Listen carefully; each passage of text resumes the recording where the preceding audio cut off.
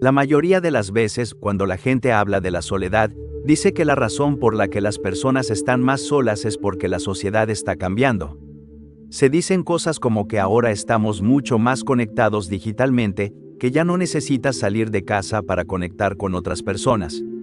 También se habla de la pérdida de los llamados terceros espacios, es decir, aquellos lugares a los que solías ir para interactuar con otros, centros comunitarios, iglesias, bares, clubes deportivos o cosas por el estilo, donde podías hacer amigos. Hay una especie de muerte de estos terceros espacios. Tienes el trabajo, tienes el hogar, pero no existe otro lugar donde conocer gente. Para muchos, es realmente difícil conocer personas, y esos son problemas reales. Algunos consideran que parte del aumento de la soledad se debe a que las personas son peores de lo que solían ser. Internet nos está volviendo más divisivos, moralistas y narcisistas, y las redes sociales intensifican ese narcisismo. Una de las tendencias más perturbadoras que se observa en la actualidad es que algunas personas esperan que los demás se ajusten a sus deseos. No se te permite decir o hacer algo si eso las hace sentir incómodas. No estoy diciendo que todos debamos ser insensibles todo el tiempo, pero lo que quiero señalar es que, junto con la pérdida de los terceros espacios, las personas ahora están externalizando la regulación de sus emociones hacia los demás. Como yo me siento herido, eso significa que tú hiciste algo mal, y si me siento herido, tú deberías cambiar tu comportamiento para que yo deje de sentirme así. Si observamos realmente lo que ocurre en el mundo, además de la pérdida de terceros espacios, vemos que los individuos se están volviendo más narcisistas, más dependientes emocionalmente y más inmaduros desde el punto de vista afectivo. Esto hace que interactuar con los demás sea cada vez más difícil. Entonces, empezamos a preguntarnos, ¿por qué la gente está sola? Sí, es difícil hacer amigos, pero parte de esa dificultad radica en que, para muchas personas hoy en día, los otros se han vuelto reemplazables. Si no te respondo, puedo encontrar a otra persona con quien salir, y en el momento en que dejas de ajustarte a lo que yo quiero, simplemente te bloqueo. Literalmente existen miles de millones de personas con las que puedo interactuar para satisfacer mis necesidades emocionales. Así que lo que está ocurriendo es que los seres humanos se están volviendo más reemplazables, más desechables. Y entonces, como individuo, si estás en un mundo donde las personas son cada vez más difíciles de tratar, ¿por qué querrías interactuar con ellas? A esto debemos sumar que actualmente es más fácil que antes pasar tiempo a solas. No solo algunas personas pueden resultar más difíciles de tratar, sino que, con las opciones que tenemos hoy, podemos satisfacer muchas necesidades sin depender tanto de otros. No estás necesariamente compitiendo contra otras personas, sino más bien equilibrando la soledad con la paz mental propia y la de quienes te rodean. El mundo ha cambiado, hoy es más sencillo vivir solo. Puedes pedir comida, jugar videojuegos, leer un sinfín de libros de ficción y no ficción. El acceso al conocimiento y al entretenimiento nunca ha sido tan amplio. Viajar solo es más seguro y más fácil que antes, y existen muchos modos de realizar trabajo creativo y satisfactorio de forma individual. La vida está llena de estímulos y posibilidades, y eso significa que la dependencia de otros para mantenernos ocupados o entretenidos puede ser menor que en épocas pasadas. Así que esta es la visión macroscópica con la que tenemos que empezar. En primer lugar, la soledad puede ser más adaptativa porque las relaciones, en general, son peores actualmente. Además del entorno macro, hay también cosas muy interesantes que el aislamiento le hace al cerebro y al estado emocional. Veamos eso rápidamente. La primera distinción que necesitamos hacer es entre emociones de alta activación y emociones de baja activación. Si observamos nuestras emociones, estas nos colocan en uno de dos modos: o activan nuestro sistema nervioso simpático, que es el sistema de lucha o huida, o activan nuestro sistema nervioso parasimpático, que es el sistema de descanso y digestión. Como un breve paréntesis sobre el sistema nervioso autónomo, tenemos dos modos: lucha o huida, y descanso y digestión. Pensemos, por ejemplo, que salgo a jugar fútbol con mis amigos. Estoy lleno de energía, entusiasmado, con la adrenalina elevada y una sensación clara de emoción positiva.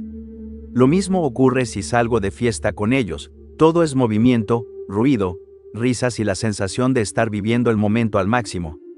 Pero también existen emociones positivas que no son de alta activación, sino de baja activación. Por ejemplo, cuando llegas a casa después de un día largo, te recuestas, pones una serie, escuchas música suave, o simplemente te quedas en silencio. Aunque la emoción sea positiva, se siente muy diferente de la excitación. Es más bien, estoy tranquilo, relajado, disfrutando, y eso corresponde al sistema nervioso parasimpático o a las emociones de baja activación. Solemos pensar las emociones como positivas o negativas, pero en realidad podemos subdividirlas aún más en emociones de alta activación y de baja activación. Las emociones positivas de alta activación son cosas como la excitación, la alegría, el deseo sexual. Luego tenemos emociones positivas de baja activación, como la relajación, el contento y la sensación de paz. Y del lado negativo también tenemos emociones de alta activación y emociones de baja activación. Entonces, ¿cuáles son las emociones negativas de alta activación? Son aquellas emociones que nos impulsan a actuar o inducen acción. Correcto, lo que buscan es activarnos, hacer que hagamos algo. Emociones como la ira, el miedo y la ansiedad nos activan, nos aceleran, y sabemos que estas tres emociones aumentan la frecuencia cardíaca, elevan la presión arterial, inducen diaforesis, es decir, sudoración, y dilatación pupilar, porque necesitamos ver más y captar más luz. La ira, el miedo y la ansiedad incrementan la actividad de nuestro sistema nervioso simpático, son emociones de alta activación. Luego tenemos emociones negativas de baja activación, como la tristeza y el embotamiento. Cuando me siento triste, no tengo ganas de hacer ninguna actividad, y cuando estamos deprimidos, no queremos levantarnos ni hacer algo, no queremos huir ni luchar, solo queremos quedarnos sentados y adelantar el día hasta que las cosas mejoren. Si observamos el aislamiento, voy a usar esta palabra ahora y en un momento volveremos a la soledad, ¿cuál es su efecto? El aislamiento nos desplaza de emociones de alta activación a emociones de baja activación. Esto ocurre tanto con emociones positivas como negativas, y aquí está el punto realmente importante de entender. Cada vez que nos aislamos sentimos menos excitación y menos ira, menos alegría y menos miedo y ansiedad. El aislamiento es algo que hacemos y que básicamente nos desplaza de la alta activación a la baja activación. Si abordamos esto desde la regulación emocional, el aislamiento aparece como una respuesta del cerebro. Cuanto más emociones negativas de alta activación experimentamos, más intenta reducir esa intensidad recurriendo al aislamiento. Y si miramos la sociedad actual, las emociones predominantes que experimentamos cuando pasamos tiempo en Internet son casi todas de alta activación. Internet crea emociones de muy altísima intensidad, de alta activación, y luego lo que hacemos para lidiar con ellas es aislarnos. Esto es también un ejemplo perfecto de todo este ciclo. Me siento solo y triste, y eventualmente, a medida que la tristeza se acumula con el tiempo, cuando alcanza un umbral crítico, salgo al mundo.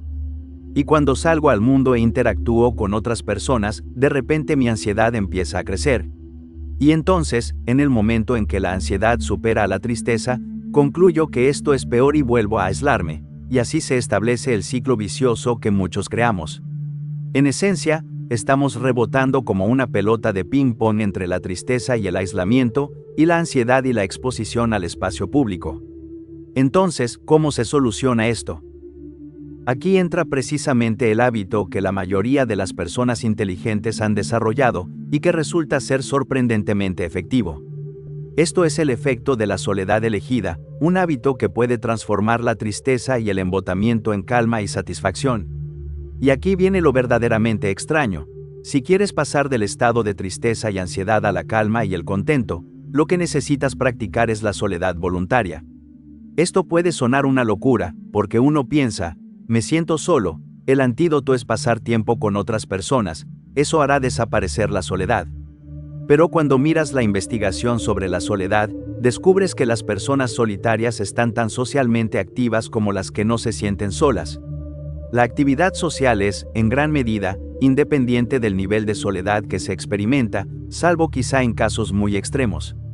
Piénsalo por un momento, estás en casa, cansado de estar solo, sales y te reúnes con un grupo de amigos.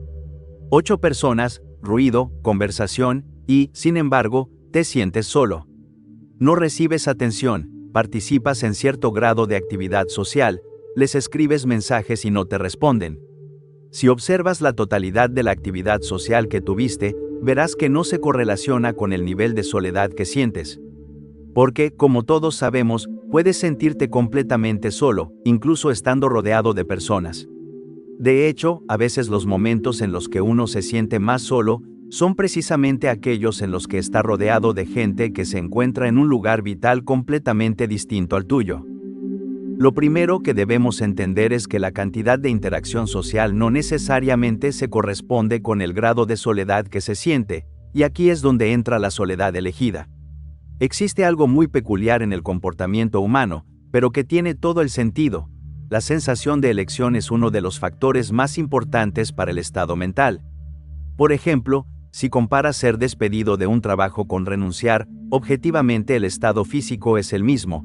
Ya no tienes empleo, ya no vas a ese lugar, esas personas dejan de ser tus compañeros. Pero el modo en que te sientes es completamente distinto si elegiste irte o si te echaron. Terminar una relación y que te abandonen se siente totalmente diferente. Pensemos en otro ejemplo, las dietas. Una dieta implica restringir lo que comes y dejar de consumir alimentos que disfrutas, algo que ya de por sí resulta poco atractivo. Ahora imagina que esa restricción no la decides tú, sino otra persona. Alguien entra a tu casa, tira la comida que considera mala y te impone que debes comer, obligándote a repetir pechuga de pollo a la plancha una y otra vez porque necesitas proteína. La reacción sería inmediata. Nadie aceptaría que otra persona controle algo tan básico como su alimentación. No es casualidad que, en redes sociales, cuando aparecen historias de parejas que regulan lo que el otro come, la respuesta casi siempre sea la misma: salir de esa relación. Sin embargo, existe un número similar de personas que se hacen precisamente eso a sí mismas. Esta es la clave para entender todo esto, aunque suene una locura. La soledad voluntaria y la soledad dolorosa son dos maneras de vivir la soledad. Una es saludable y realmente puede ayudarte mucho, la otra es dañina y te perjudica. El problema, y por eso esto es tan desconcertante, es que es paradójico. Cuando me siento solo, básicamente, lo que me dice el cerebro es que salga de casa, e interactúe con otras personas. Pero ya vimos cómo funciona eso. Sales, te llevas un golpe emocional y regresas a la soledad. Así que, en lugar de eso, lo que necesitas hacer es practicar la soledad voluntaria. Esto no significa aislarse durante largos periodos de tiempo. La idea es que, alrededor del 20% del tiempo que pases a solas, lo conviertas en una soledad consciente. En la práctica, esto implica que, por ejemplo, si pasas 10 horas al día solo en casa sin compañía, durante 2 de esas horas trata de no centrar tu atención en otras personas y haz cosas únicamente para ti, de manera deliberada y voluntaria. Entonces, ¿qué puedes hacer contigo mismo durante esas 10 horas? Muchos dirán, bueno, así es como paso el día, paso todo el día conmigo mismo. Pero, a pesar que digas eso, lo más probable es que no estés participando activamente en la soledad voluntaria. No dices, esto es lo que quiero hacer, más bien, es algo que te ves obligado a hacer. Por eso, yo elegiría 2 horas al día, si estás solo prácticamente todo el día, para participar en actividades solitarias. Voy a preparar una taza de té, voy a dar un paseo, voy a sentarme en un banco del parque, voy a tomar mi termo y voy a leer un libro. Durante un bloque de 2 horas, simplemente voy a estar conmigo mismo. Y aquí viene algo realmente interesante. Cuando empezamos a practicar la soledad voluntaria, y hay mucha investigación al respecto, observamos que pasamos a esa columna de emociones positivas de baja activación. Nos volvemos menos tristes, más tranquilos y satisfechos, incluso cuando nuestras circunstancias externas siguen siendo las mismas. Es como la diferencia entre renunciar y ser despedido. Aquello que eliges mentalmente es algo con lo que puedes estar en paz. Así que eliges cierto grado de soledad voluntaria, por ejemplo, 2 horas al día si pasas 10 horas solo, es decir, un 20% del tiempo. El resto del tiempo puedes seguir sintiéndote solo y, por supuesto, interactuar con otras personas. Lo único que sugiero es que incorpores un poco de soledad consciente. Lo realmente notable es que contamos con buenos datos, o, más precisamente, evidencia anecdótica, sobre el impacto de esto. El mejor ejemplo proviene de los monjes. No socializan mucho, ya que no es una parte central de lo que hacen. Uno podría pensar que eso los volvería distantes, pero si alguna vez pasas tiempo con un monje, descubrirás que suelen ser personas muy agradables, pacíficas, relajadas, tranquilas e incluso alegres. Pasan la mayor parte de sus días en soledad y, paradójicamente, eso los hace mejores para interactuar socialmente. Y aquí hay otra cosa realmente sorprendente. La soledad voluntaria no solo reduce la tristeza, la depresión y el embotamiento emocional, y te hace sentir más en paz y satisfecho. También estudios muestran que mejora tanto las interacciones sociales como la profundidad de las conexiones que puedes establecer con los demás. En otras palabras, la soledad voluntaria facilita, de manera literal, la conexión con otras personas. Tal vez te preguntes por qué sucede esto y por qué los monjes son tan buenos en ello. Esto sucede porque cuando pasas tiempo contigo mismo, llegas a conocerte, y cuanto más te conoces, más fácil es conectar con otro ser humano.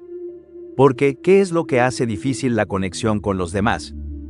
Lo que la dificulta es que, muchas veces, dentro de nuestra mente hay un montón de basura emocional y, encima de eso, está la máscara que nos ponemos. Así que cuando conocemos a alguien, lo que esa persona percibe es la máscara, no todo lo que mantenemos oculto. Paradójicamente, este es otro problema que vemos en nuestra sociedad. Personas que se vuelven muy buenas actuando socialmente, pero que por dentro siguen sintiéndose increíblemente solas. Y lo realmente valioso es que existe algo que puedes hacer para abordar de verdad ese sentimiento de soledad y aprovecharlo de manera constructiva. Sabemos que estar a solas ayuda a manejar emociones negativas muy intensas, y eso se logra practicando la soledad voluntaria. Otra cosa importante es que, cuanto más te expones a emociones negativas de alta activación, más dependiente te vuelves del aislamiento. Basta pensar en lo que ocurre después de pasar 2 o 3 horas navegando por Internet, leyendo teorías conspirativas, foros de citas o debates políticos y conflictos actuales. Todo eso activa intensamente nuestras emociones. Al terminar, nos surge el deseo de llamar a unos amigos, salir a caminar, jugar béisbol o hacer algo agradable. Lo que suele aparecer es agotamiento, confusión y la necesidad de retraerse aún más. Así que otra cosa que puedes hacer es reducir esa necesidad de aislamiento disminuyendo tu exposición a emociones negativas de alta activación. Si logras hacer un par de estas cosas, te sorprenderá lo mucho que puedes utilizar la soledad en tu beneficio. En un mundo ideal, harías lo siguiente. Primero, limitarías el contenido de Internet que genera emociones de alta activación. Eso reducirá tu necesidad de aislarte. Segundo, pasarías más tiempo contigo mismo de manera intencional, practicando la soledad voluntaria en lugar de simplemente estar solo. Técnicamente, desde afuera, las dos situaciones se ven iguales, estás solo en ambos casos. Pero una es una soledad que eliges conscientemente, mientras que la otra es un aislamiento que el mundo, con toda su estupidez, te impone. Esa diferencia cambia por completo tu perspectiva, el modo en que lo experimentas e incluso tu cerebro. Cuanto más tiempo pases en soledad voluntaria, más pacífico y satisfecho te sentirás, y cuanto más pacífico, satisfecho y centrado estés, más fácil será tolerar las tonterías de otras personas. Te volverás más monje, por así decirlo, y curiosamente, eso también te ayudará a conectar mejor con los demás. La clave consiste en deslizarte hacia la soledad voluntaria en lugar de quedarte atrapado en la soledad dolorosa. Tal como aprendemos de Schopenhauer, en Parerga y Paralipómena, especialmente en sus reflexiones sobre la soledad. El amor a la vida es, en el fondo, solo el miedo a la muerte, y del mismo modo, el impulso social no descansa directamente sobre el amor a la sociedad, sino sobre el miedo a la soledad. No es solamente el encanto de estar en compañía de otros lo que buscamos, es la triste opresión de estar solos, la monotonía de la propia conciencia, lo que queremos evitar. Muchos harán cualquier cosa para escapar de ello, incluso tolerar malos compañeros y soportar la sensación de restricción que toda sociedad implica, en este caso una muy pesada. Pero si la aversión a tal sociedad vence la aversión a estar solos, entonces se acostumbran a la soledad y se endurecen frente a sus efectos inmediatos. Ya no encuentran la soledad como algo tan malo y se acomodan a ella sin anhelar la compañía, en parte porque solo necesitan a otros de manera indirecta y en parte porque se han acostumbrado a los beneficios de estar solos. Un hombre, en el pleno sentido de la palabra, un hombre por excelencia, no representa una fracción, sino un número entero, es completo en sí mismo,